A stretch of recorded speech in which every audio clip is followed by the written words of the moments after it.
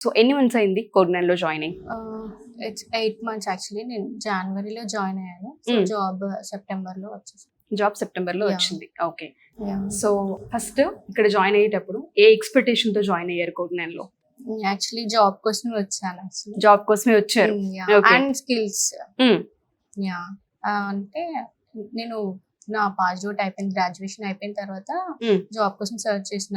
So technical interviews Hmm. అలా చేస్తూ ఉంటే Hmm.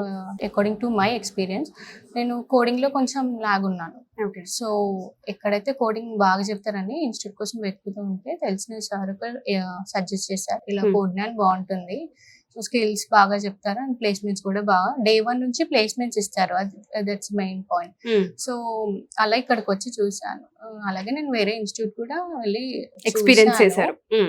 అంటే లైక్ జస్ట్ చూసాను వెళ్ళి Hmm. ఎలా ఉంటుందని. Hmm. So comparing to other institutes ఇది బెస్ట్. ఎందుకంటే అక్కడ నెంబర్ ఆఫ్ పీపుల్ ఉండి మైక్ తో చెప్తూ అలా Hmm. ఉంటుంది. సో ఇక్కడ అలా ఉండదు. Hmm. So number of people కొంచెం తక్కువ ఉంటారు. ఓకే. అంటే ప్రతి స్టూడెంట్ లిమిట్ తో ఇంటరాక్షన్ ఉంటుంది ఇక్కడ. ఓకే. ఇంట్రాక్షన్ ఉంటుంది. సో కాన్సన్ట్రేషన్ కూడా కొంచెం బాగుంటుంది కదా అని చెప్పేసి ఇక్కడికి Okay. వచ్చింది.